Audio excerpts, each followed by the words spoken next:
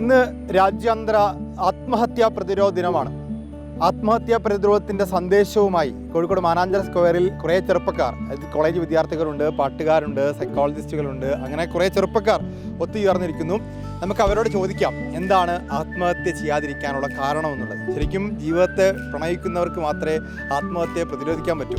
അപ്പോൾ അതിൻ്റെ ഒരു കാരണം നമുക്കൊന്ന് അന്വേഷിക്കാം. ആദ്യം ഡോക്ടർ ഷഹലുണ്ട്. ഷഹൽ, ഹായ്. എന്താണ് ഞാൻ ചോദിക്കായിരുന്നു, ഇങ്ങനെ ആത്മഹത്യ ചെയ്യാതിരിക്കാൻ ഈ ലോകത്തിനോട് രണ്ട് കാരണം പറയാൻ പറഞ്ഞാൽ എന്ത് പറയും?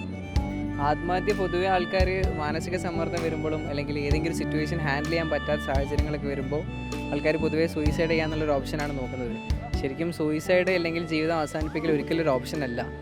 നമുക്ക് ആരോടെങ്കിലൊക്കെ സംസാരിച്ച് അല്ലെങ്കിൽ ഏതെങ്കിലും ഒരു സൈക്കോളജിസ്റ്റിനെ കണ്ട് നമ്മളെ ഉള്ളിലുള്ള പ്രശ്നങ്ങളൊക്കെ ഷെയർ ചെയ്ത് നമുക്ക് എല്ലാ പ്രശ്നങ്ങൾക്കും എന്തെങ്കിലും രീതിയിലൊരു സൊല്യൂഷൻ കണ്ടെത്താൻ പറ്റും. സ്റ്റാർട്ട് കോൺവെർസേഷൻ എന്നുള്ളതാണല്ലോ. അതെ, സ്റ്റാർട്ട് കോൺവെർസേഷൻ എന്നുള്ള തന്നെയാണ്. ആൾക്കാർ നമ്മൾ കമ്മ്യൂണിക്കേറ്റ് ചെയ്ത് തുടങ്ങുന്ന സമയത്ത് നമ്മൾ ഉള്ളിൽ കെട്ടിക്കിടക്കുന്ന പ്രശ്നങ്ങളൊക്കെ ഒഴുകി പോകുമ്പോൾ ഓട്ടോമാറ്റിക്കലി നമ്മുടെ ഉള്ളിൽ തന്നെ നമുക്കുള്ള ആൻസറും സൊല്യൂഷനും. Strong body and strong mind ഉണ്ടാവണം ശരിക്കും പറഞ്ഞാൽ അല്ലേ? ആക്ച്വലി മൈൻഡും ബോഡിയും കണക്റ്റഡ് ആണ്. സോ നല്ലൊരു മൈൻഡ് ഉണ്ടെങ്കിൽ, നല്ല സ്ട്രോങ് മൈൻഡ് ഉണ്ടെങ്കിൽ നല്ലൊരു ഫിസിക്കൽ ഹെൽത്ത് ഉണ്ടാവുള്ളൂ. മെൻ്റൽ ഹെൽത്തും ഫിസിക്കൽ ഹെൽത്തും ഒരേപോലെ കൊണ്ടെടുക്കേണ്ട ഒരു സാധനമാണ്.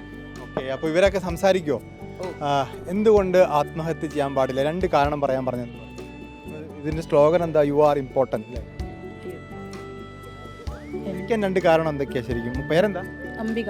അംബിക ജീവിക്കാൻ രണ്ട് പ്രധാനപ്പെട്ട കാരണം. എനിക്ക് മെൻ്റൽ ഹെൽത്ത് ഇഷ്യൂസ് ഉള്ള ഒരാളാണ് ഞാൻ. സൂയിസൈഡിന് ഒരുപാട് ട്രൈ ചെയ്തിട്ടുണ്ട്. പക്ഷെ ഒന്നാമത്തെ കാരണം എനിക്ക് പേടിയാണെന്നുള്ളതായിരുന്നു.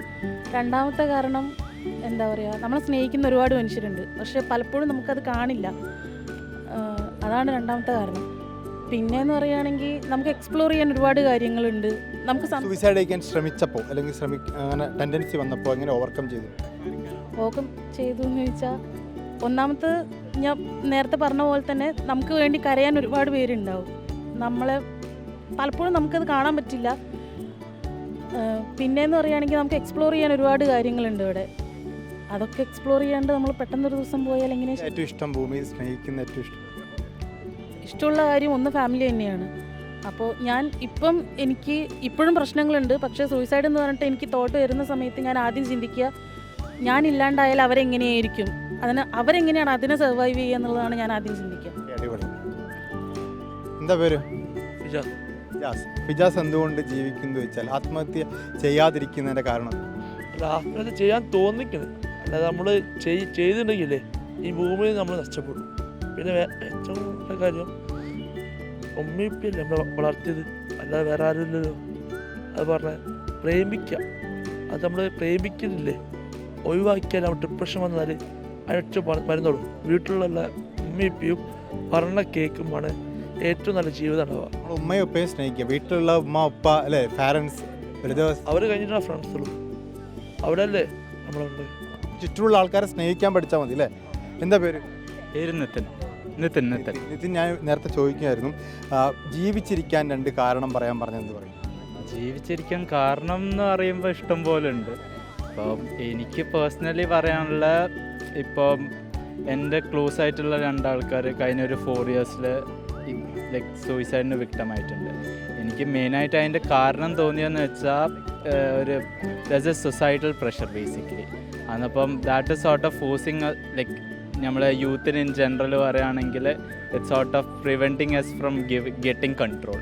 അപ്പം ഒരു in that point of time where control ഇല്ല എന്ന് തോന്നുമ്പം the only place you feel control is to take your life. അതാണ് തോന്നിയത്. പക്ഷേ ജീവിച്ചിരിക്കാനുള്ള കാരണം എന്ന് ചോദിക്കുമ്പോൾ ആസ് എൻ ഇൻഡിവിജ്വൽ കുറേ എക്സ്പ്ലോർ ചെയ്യാറുണ്ട്. ഇപ്പോൾ ഇവിടുത്തെ മരങ്ങളായാലും ചെടിയായാലും ഇപ്പോൾ നമ്മളെ ജീവിതത്തിലുള്ള ആൾക്കാരായാലും ആണ്.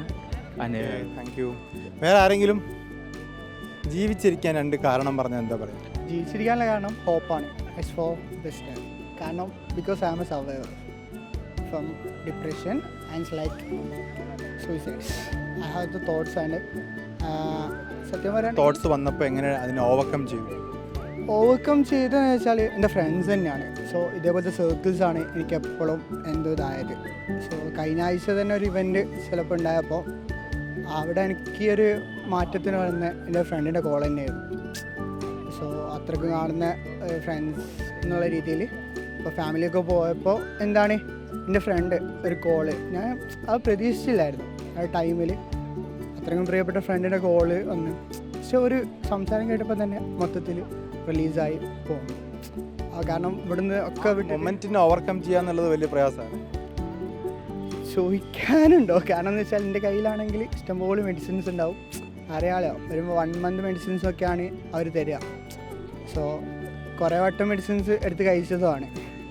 കാരണം ഇപ്പോൾ മെഡിസിൻസ് കഴിക്കും, നല്ല രീതിയിൽ കിടന്നുറങ്ങും, ആർക്കും ഒരു ശല്യം ഉണ്ടാവില്ല.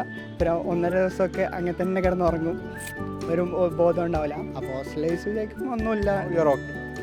യാ I am surviving now. Good. ആരെങ്കിലും ലേഡീസ് ആരെങ്കിലും പറയോ എന്തുകൊണ്ടാണ് ജീവിച്ചിരിക്കാൻ 2 കാരണം പറയൂ? എനിക്കതിരിക്കാൻ 2 കാരണം അറിയോ? ജീവിച്ചിരിക്കാൻ 2 കാരണം പറയൂ. ആത്മഹത്യ ചെയ്യാതിരിക്കാൻ. അങ്ങനെയൊക്കെ ചോദിച്ചാ എന്തൊക്കെ ആലോചിച്ചിട്ട് പറയുന്നത്.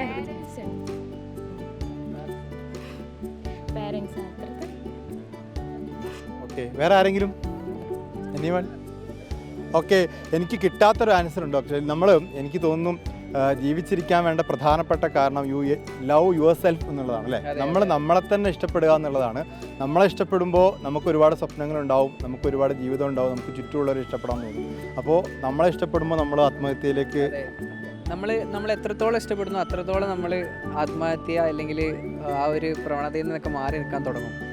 അപ്പോൾ ഒരുപാട് സുഹൃത്തുക്കളുണ്ട്. ഇതിൽ പാട്ട് പാടുന്ന ഒരാളുകൂടി, ആ പാട്ട് കൂടി കേട്ട് നമുക്കൊന്ന് അവസാനിപ്പിക്കായിരുന്നു. ഒരു പാട്ട് പാടും ആരെങ്കിലും? ആരാ പാട്ട്?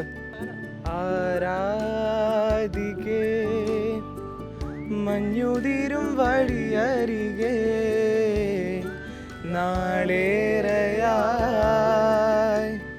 കാത്തുനിന്നു മിഴി നിറയെ നീ എങ്ങു പോകിലും അകലേക്കുമായിലും ഇന്നാശകൾ തൻ മൺതോണിയുമായി തുഴഞ്ഞകലെ പോയിടാ എൻ്റെ നെഞ്ചാകെ നീയല്ലേ, എൻ്റെ ഉന്മാദം നീയല്ലേ, നിന്നെ അറിയാൻ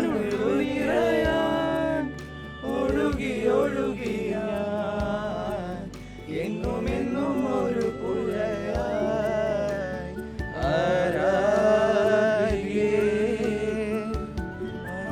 താങ്ക് യു. അപ്പോൾ കാത്തിരിക്കാനും ഇഷ്ടപ്പെടാനും ഒക്കെ ഒരുപാട് ആൾക്കാരുണ്ടാകുമ്പോൾ ഒരാൾക്കും മരിക്കാൻ തോന്നില്ല. ക്യാമറമാൻ വിനീഷ് ഒളവണ്ണയ്ക്കൊപ്പം VS രഞ്ജിത്ത്, റിപ്പോർട്ടർ.